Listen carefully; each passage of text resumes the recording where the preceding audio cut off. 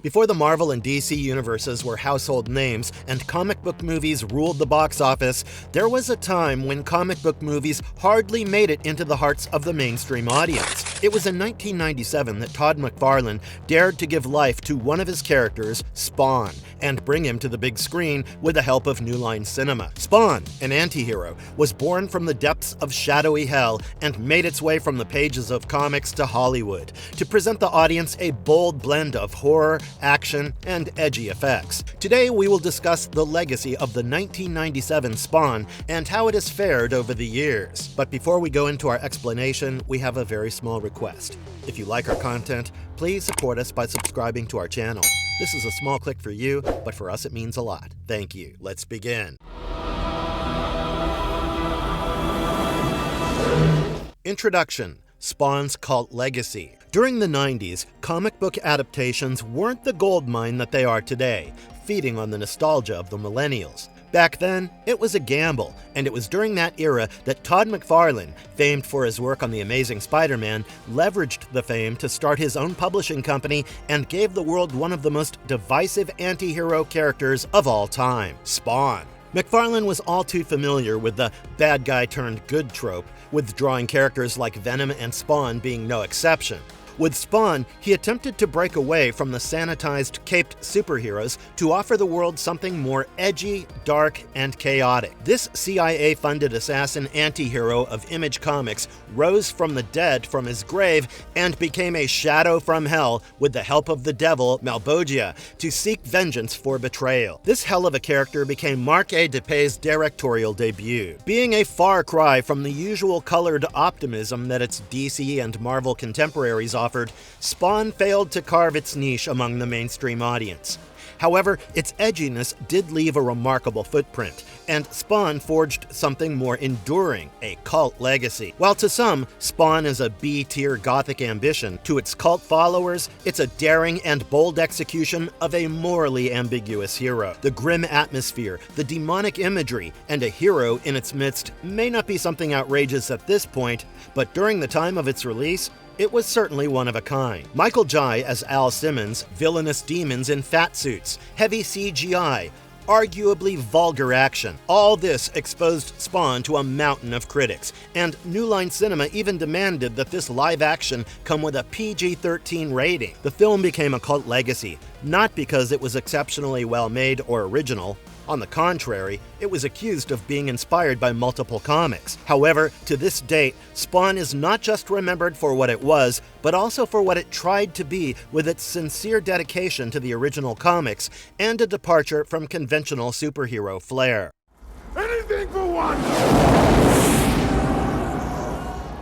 The birth of Spawn, from comic to screen. Spawn was born from the vivid imagination of Todd McFarlane after he started his own publishing house, Image Comics, after having worked with big names in the industry like Marvel and DC. However, even though Spawn made his debut through Image Comics, its inception was not new at all, as the original character was drawn by McFarlane when he was a mere 16 years old. With his love for drawing spawning from an early age, McFarlane took a long time to perfect each and every component of his favorite character. In 1992, when he joined hands with the other founders of Image Comics, each of them dedicated themselves to running their own publishing outfit. Having his own publishing house also helped McFarlane retain full rights over Spawn, and that might have actually been a motivating factor for him to become independent. After Marvel credited him both as a writer and artist for The Amazing Spider-Man, many eyes fell on Image Comics. Upon its debut, Spawn sold a whopping 1.7 million copies, which was unprecedented for any other independent comics. During 1990, Spawn also sold heaps of merchandise. The incredible sale of Spawn #1 reminded Hollywood that its audience might actually be hungry for darker and more complex forms of storytelling, no matter how grotesque that might be. Thus, it piqued Hollywood's interest in taking the hellish world of Spawn to the big screen. Finally, New Line Cinema secured the rights to the film. Even though McFarlane was adamant about safeguarding his creative control over Spawn, the film, which was ultimately released in 1997, did have to make a number of compromises pertaining to technological as well as budget limitations. Nonetheless, it was one of the first live-action superhero movies in Hollywood which was not an adaptation of renowned comic publishing houses like Marvel or DC, which is a landmark in itself. With a rare representation of an African-American superhero lead and R-rated narration, the film was certainly ahead of its time. During a decade when an entire generation was obsessed with mainstream superheroes like Superman and was not going gaga over gray characters like Deadpool, the transition of Spawn from the pages of a comic to the screen was definitely a bold move.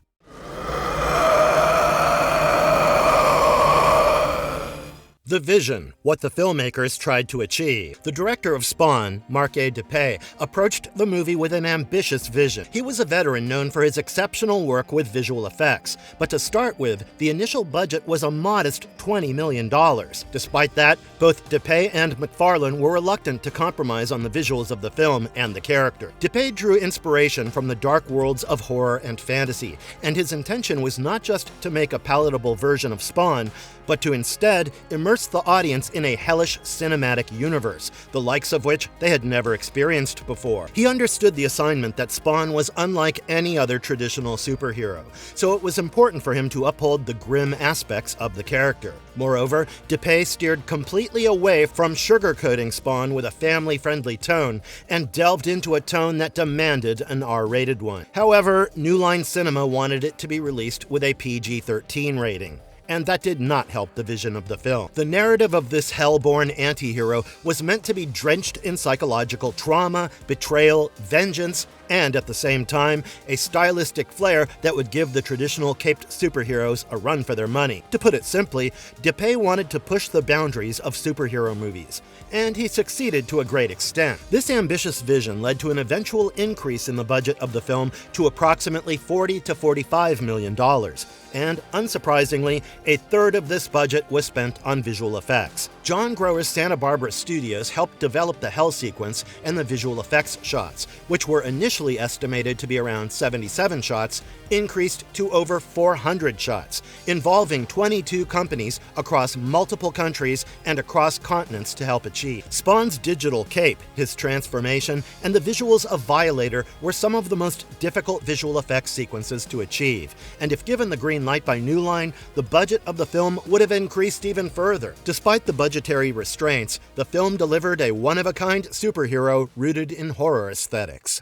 Casting and characters breaking new ground. By featuring a black male lead, Spawn marked a bold step in Hollywood during times when black representation was scarce. Michael Jai White, as Spawn or Al Simmons, broke many glass ceilings and delivered more than expected. However, as per the comics, the character of Al Simmons' best friend, Terry Fitzgerald, was also a black character, but the filmmakers felt that casting another black lead might give the wrong impression that the film is targeted towards African Americans. Hence, Terry Fitzgerald's character was replaced with a white man played by D.B. Sweeney. One of the major challenges that the actors Michael Jai White and John Leguizamo, playing Violator, faced was dealing with the prosthetic. White's bodysuit had to be glued on him, and his makeup took 2 hours. On the other hand, Leguizamo's makeup initially took around 8 hours, but the artists found a more convenient technique, which reduced the time to 4 hours. He also had to endure heavy prosthetics, which were not only claustrophobic, but also left him with multiple blisters and calluses. Despite these restrictions, whether it was limited breathing or profuse sweating, both White and Leguizamo did justice to their characters and breathed life into them. Considering that making the audience sympathize with an assassin and a hellborn being is nowhere near an easy task, White was able to translate the raw emotions and horrors of the characters, which he personally thought were the most tragic characters he had encountered in cinematic production.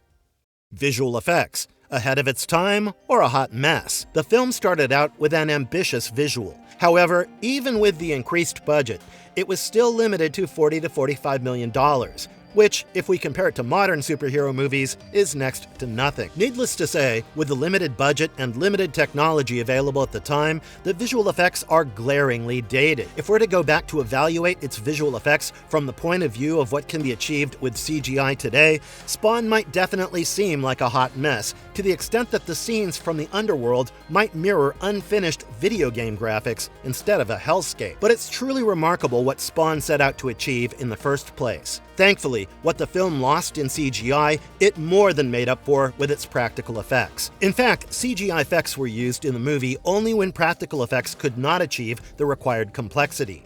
For example, while most of Spawn's costume was brought to effect with prosthetics, the cape couldn't be done with practical effects. Hence, the cape was achieved digitally. The cape, even though it might appear somewhat unnatural and sometimes detached from the environment, was innovative since it was one of the earliest attempts at full digital cloth simulation. What was indeed awe-inspiring and ahead of its time was the practical effects done for the Violator. These were realized by Spaz Williams, the visual effects supervisor of the movie, who had already gained clout for his work in Jurassic Park. To create the look of Violator, Spaz, along with K&B EFX Group, created two reference models, a miniature 24-inch one and another 11-foot full-size one. The life-size model was used in some practical effects, while the miniature was cut and scanned to create the digital armature of the Violator, after which the character was animated. In retrospect, Spawn can be considered to be a visual experiment, and even though its graphics might not have aged well, its innovation still pushed the boundaries of what 90s technology could offer. It's not simply a matter of failure or triumph, but rather a matter of ambitions that ended up being rough around the edges. Reception. Critics, fans, and the box office. After the whopping 1.7 million copies sold for the first issue of Spawn Comics, there was high anticipation for the movie. However, the film failed to live up to its makers' expectations. After an initially successful first week, where the film grossed $19,738,749 US, its spark reduced significantly, and its ranking dropped from number 2 to number 3 by the second week. The earnings also declined by 54.7% in the second week. Overall, the film did manage to get a respectable return by grossing $87.9 million worldwide against its production budget of $40 to $45 million,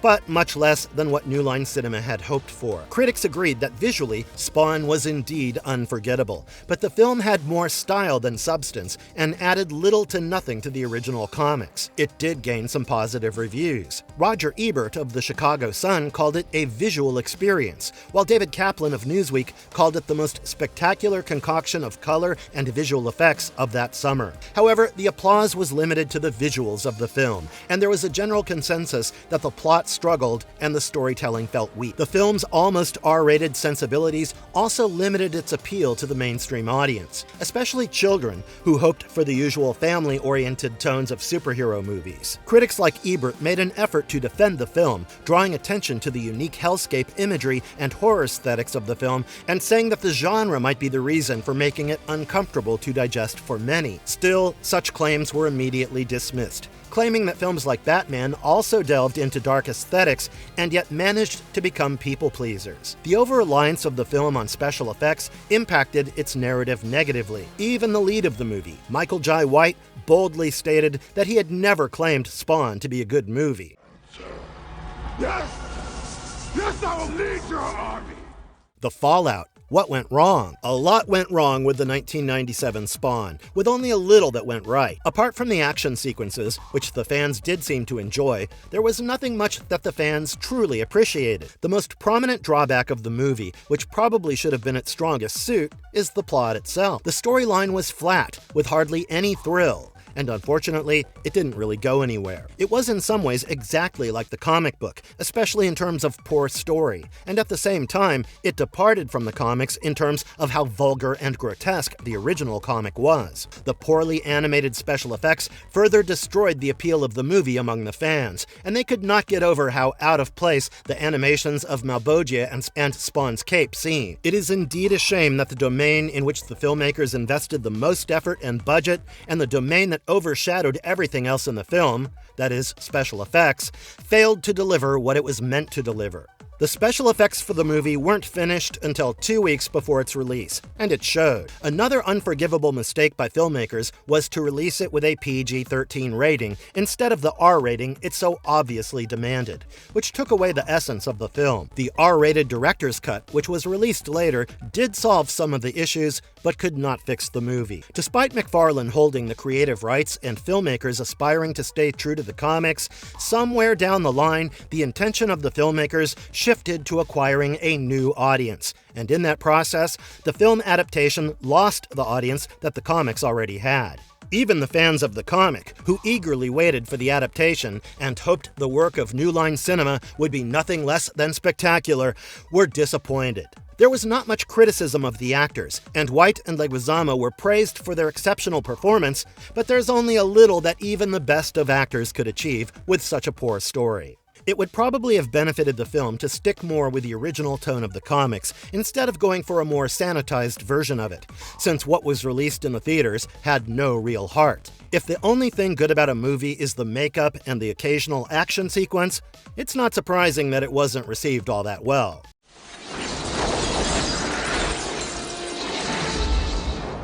Cult status and legacy, how Spawn endured. The movie was undoubtedly bad, and even the amazing practical effects could not save it from disaster. But in many ways, Spawn left a legacy beyond its poor reception at the time that even most of the so-called good movies couldn't. The most important legacy that the movie left behind was black representation of superheroes, long before superheroes like Black Panther made it to the big screens. Considering it was a time when there was hardly any representation of African Americans in the movies in lead roles, this was a bold move by the filmmakers, which made a lasting impression on the audience. Spawn will always be the first superhero movie to feature an African American lead. Fans also believe that despite its flaws, Spawn did embrace the horror elements and paved the way for a fresh outlook on horror movies, which served as an alternative to the more polished and cleaner ones that the audience was used to in the 90s. The R-rated tone, the gory violence, and the gray characters are something that the modern audiences love now, as is evident from the success of movies like Deadpool. However, it was Spawn who attempted the genre for the first time, and even though it didn't succeed, it prepared the audience for the masterpieces that came afterward. The fans have called the CGI of the movie laughably bad, and yet the action sequences of the movie have remained so iconic that fans claim that even the Matrix franchise directly copied the sequences. The scene of the destruction of the phone booth in The Matrix and the truck mowing down Spawn are similar in almost every frame. The concept of the protagonist's ability to move between parallel universes is similar to that of Spawn and The Matrix. More than anything, the legacy that Leguizamo left behind with his performance as the Violator has stayed with the fans throughout all these years. Moreover, the movie is considered to be before its time, since making a live-action movie out of the horror aesthetics of the comic book was not an easy thing to do in the 90s. And even now, fans believe that such aesthetics could hardly work as live action. The HBO animated series restored the faith of fans and renewed their interest, indicating that if a Spawn live-action reboot is to be made again, it might finally work. The reboot. Will Spawn rise again? After years of stalled attempts, Todd McFarlane finally announced that he had signed a deal with Blumhouse Productions to reboot Spawn, although with an extremely modest budget. His vision this time around is very different, and even though he wants to delve more into the dark and horror aesthetics, he wants to move away from the unrealistic visual effects. Instead, he wants to focus more on mature storytelling, with the only supernatural thing in that universe being Spawn himself. So, in the reboot, Spawn is expected to be more of an omnipresent, shadowy horror figure than a typical hero. The story is also expected to be darker and grittier in the reboot. Moreover, McFarlane envisions the new reboot of Spawn steering clear of the traditional superhero themes like Iron Man, and instead embracing horror with a more grounded and real-world aesthetic like that of The Exorcist or The Grudge. Thus, everything in the new Spawn universe is expected to be real and spine-tingling. except for Spawn. There have also been talks about Jamie Foxx being cast as Al Simmons, and fans are cautiously optimistic about the release. Thankfully, in the reboot, the script is not just an afterthought. Rather, pioneers like Scott Silver, the screenwriter behind Joker, along with Matthew Mixon and Malcolm Spellman, are working on the script, reviving the hope that the new reboot will have a storyline that fans might actually enjoy. Unfortunately, there haven't been many updates regarding the reboot. That is, King Spawn, which was supposed to be released in 2025. And McFarlane has stated that it might take more time than intended, and he doesn't want to share updates until he has something meaningful to offer to the fans. We sure do hope that Spawn's reboot makes it to the big screen soon, and that it does justice to McFarlane's vision this time around.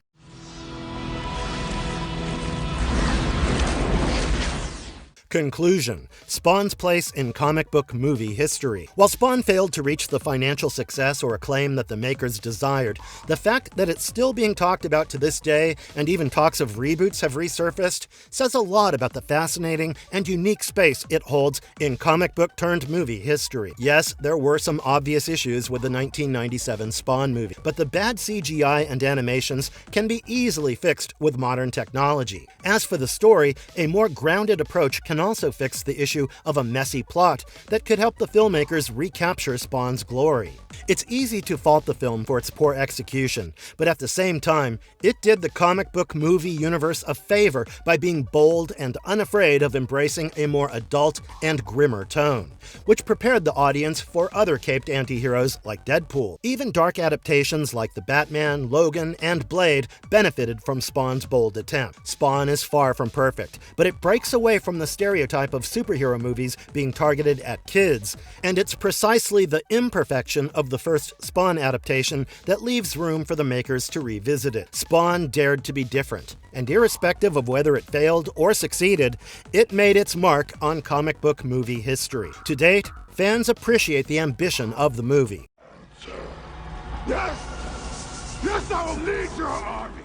Marvelous verdict. Spawn was dark, violent, and unapologetically gray, and even though it couldn't light the box office on fire, it carved its distinct place in the comic book movie universe and paved the way for a previously unexplored genre to take center stage. With revolutionary representation of the first African-American superhero, ambitious visuals, and horror aesthetics, Spawn was something new and bold, but unfortunately, not for its time. And with a new reboot from Todd McFarlane in the works, Spawn's legacy might just experience a positive revival. And if you liked our content, don't forget to leave a like and subscribe to us if you haven't already. Have a good one and be safe. Thanks, everyone.